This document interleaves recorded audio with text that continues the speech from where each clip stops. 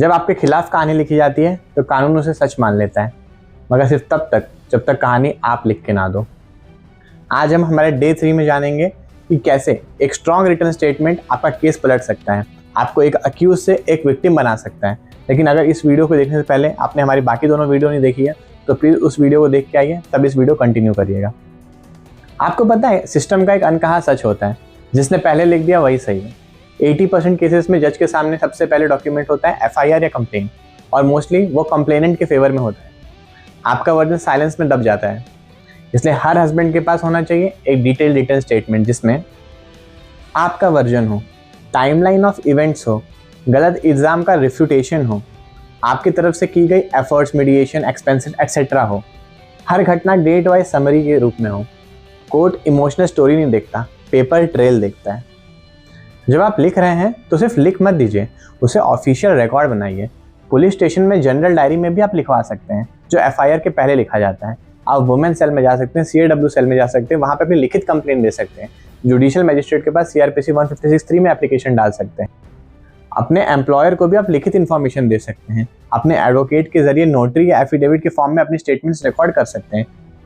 ये हर जगह एक काम करेगा, डॉक्यूमेंटेड डिफेंस एविडेंस क्रिएट करेगा। बाद में अगर वो लड़की या उसका एडवोकेट आपसे कहे कि सर इनके साथ अगर कुछ हुआ होता तो इन्होंने कुछ कहा होता ना, तब आप कह सकते हैं कि सर मैंने 6 महीने पहले लिख के दिया था कि मेरे साथ क्या हो रहा है, और वही होता है गेम चेंजर। अब यहाँ पे सवाल आता है क्या लिखना चाहिए, format and content. Written statement कभी भी इमोशनल भावना में नहीं लिखना चाहिए।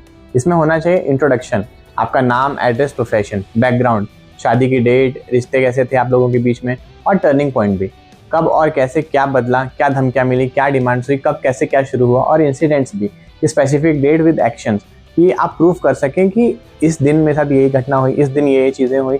और आपको इसके अंदर ये भी लिखना है कि आप चाहते क्या, आप रिलीफ क्या मांगना चाहते हैं, और इन्वेस्टिगेशन, प्रोटेक्शन, अवेयरनेस, हर चीज़ आप इसके अंदर मेंशन करेंगे।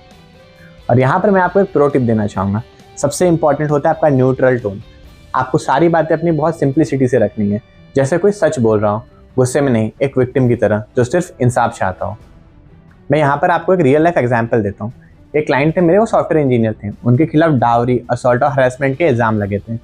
उन्होंने एक भी बार पुलिस स्टेशन में जाकर कोई भी स्टेटमेंट नहीं दी थी। फिर मेरे सजेशन पे वो एक बार पुलिस स्टेशन गया और उन्होंने एक स्ट्रॉन्ग रिटर्न एप्लीकेशन दी, और फिर हमने उसी एप्लीकेशन को SP ऑफिस पे प्लस महिला थाना दोनों जगह भेज दिया। हमने वो लिखित स्टेटमेंट स्पीड पोस्ट और ईमेल के द्वारा भेजा था। यकीन मानिए 3 महीने बाद जब केस फाइल हुआ, वो स्टेटमेंट कोर्ट में फर्स्ट डिफेंस बन गया। उस स्टेटमेंट ने प्रूव किया कि कंप्लेंट से पहले ही हस्बैंड हरासमेंट का शिकार थे, और FIR जो की गई उनके खिलाफ वो झूठी थी। इसका रिजल्ट ये हुआ कि हमको बेल तुरंत मिल गई, और आगे चार्जशीट में से मेजर सेक्शंस ड्रॉप हुए थे। तो अगर आप भी चाहते हैं कि कानून आपकी बातें सुने, तो सिर्फ सोचना बंद करिए और लिखना शुरू करिए। रिटन स्टेटमेंट ही आपका लीगल सिक्योरिटी जैकेट है। इसके बिना आप कोर्ट में कभी तैर नहीं पाएंगे। कल हम डे 4 में बात करेंगे कि हस्बैंड्स कैसे यूज़ कर सकते हैं अपने मोबाइल और डिजिटल डेटा को कोर्ट्स में प्रूफ बनाने के लिए। अगर आपको हमारी आज की वीडियो अच्छी लगी हो तो प्लीज़ इसे लाइक करिए, अपने फ्रेंड्स एंड फैमिली जरूर से शेयर करिए, और हमारे चैनल को जरूर सब्सक्राइब कर लीजिए। Thank you so much.